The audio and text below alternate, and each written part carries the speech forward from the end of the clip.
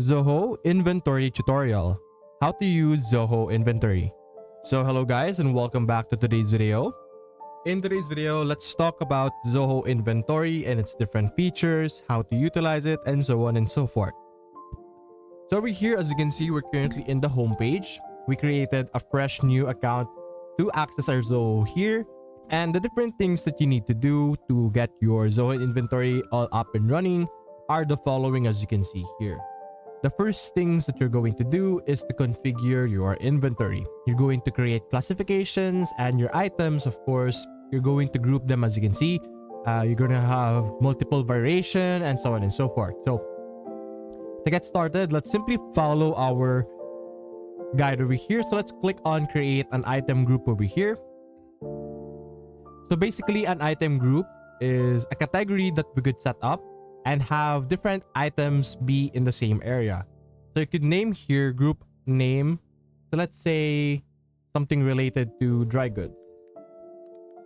So you could put that, and then you could see here at the top, by the way, you could select what type of product that you're going to group here. Whether it's goods or services, you could put it here. Then you could put in your description over here, of course. You could add images over here, by the way, as you can see. You could add up to 15 images, each not exceeding 5 megabytes and a 7000 by 7000 pixel resolution. So I keep that in mind. Also here for unit, you could select the type of sizes that you will be using here. So let's go with kilograms over here. You could also check out taxes over here. Add the manufacturers. In the manufacturers, you will be able to add different manufacturers by clicking on that and clicking on new manufacturer over here. And then you could simply enter the type of manufacturer or the manufacturer names. For example, sample for now. Click on save and select. And now we have a manufacturer over here. For the brand, same thing. You could add a brand here if you prefer. So let's say sample premium. Then click on save and select and you could have that. And over here, inventory valuation method. So you could either have the inventory be monitored by first in, first out, or you could also do weight average costing. If for multiple items over here, you could select them as well, as you can see. And now over here, select your item type, whether it's an inventory or non-inventory. You could also include open stock over here. After this, we could click on save. Let's enter our item. By the way, I forgot to enter our item. Over here, where was it? Let's select or enter our item here. So let's say red. And over here, click on save. So over here, we added our different items over here. We could categorize them by attributes, for example, color and so on and so forth. And you could also give them an SKU, the price per unit, selling price, and so on and so forth. So let's say for over here, all price per unit. There we go. Then you could also add the other options over here. Now, after this, we will now be able to have an item group, as you can see. Then we could add another one if you prefer, as you can see. Now over here, we will be able to check out our items over here, as you can see. And then we could also modify it later on, as you can see. So for the inventory adjustment over here, we can click on add new. And then we could add our reference ID, reason over here.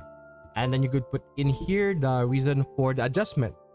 So let's say a damaged good or stock written off, so on and so forth. There's different reasons over here. If you want to add custom reasons, you can simply click on manage reasons over here, and then you could add a reason over here. So let's say let's just put here damaged goods, and then you could add a description. Then you could put in the specific item over here. So for example, this specific item got damaged, and then you could put in the different information, your quantity on hand. So let's say 8, quantity adjusted, as you can see.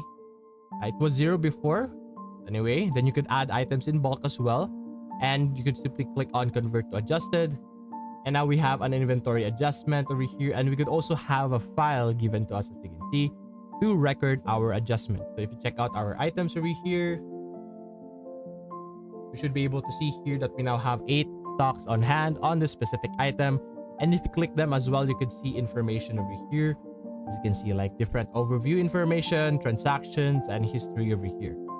Aside from that, we could also modify or check out some sales over here. These are sales specific features that are available for us. So we could have specific customers over here. You can also add some sales order over here. We click on create, we could select our customer and then the sales order, so on and so forth. And then we could select the item that they have purchased. For example, this one over here. We could add a description, and then you could add some taxes over here. And we could now simply send this, which is basically like an invoice, but it is a send order over here, as you can see. Then click on send. So this is like the receipt, as you can see. So you simply put in your or their receipt or add email address over here. You could also manage your packages over here, as you can see. You could monitor your different orders, packages, and so on. So after you create a sale over here, it should appear in this section, and then you could monitor it in our package over here. Similarly, you could also monitor your shipments. You could also create invoices over here, create sales receipts, record your payments received over here, sales return, and credit notes over here. These are all available in the Zoho Inventory. Now, these feature or the sales inventory or feature is available in other Zoho products. So you might be familiar with how this works already, or you might recognize it on their other features or products as well.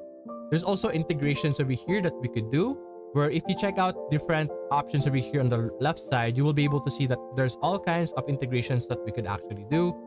And these are the specific one for shipping. As you can see, we have Aftership, UPS, as you can see, so on and so forth. If you check out some different options over here, let's click on integration over here. They could also have some integration for shopping carts over here, where if we enable this, we could also connect to Shopify, WooCommerce, and all of these other platforms. You could also have some specific e-commerce platforms as well. You will be able to connect with the following options over here. If you want to have accounting, you could also collaborate or integrate with the Zoho Books, which is another Zoho product, and so on and so forth. So there's a lot of options over here. To give you an example, let's go with the basic one over here, which is shipping. We can just simply click on setup now, and then you're going to enter your UPS number.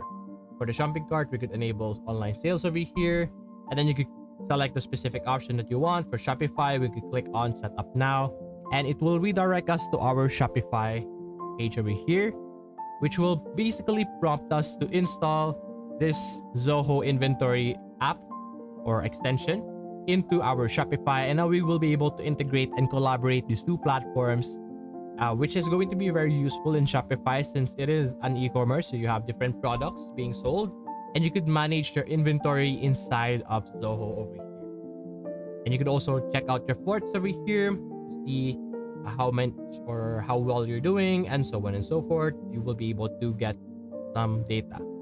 So that's basically it, guys. If you enjoyed this video, leave a like and subscribe. Thanks for watching.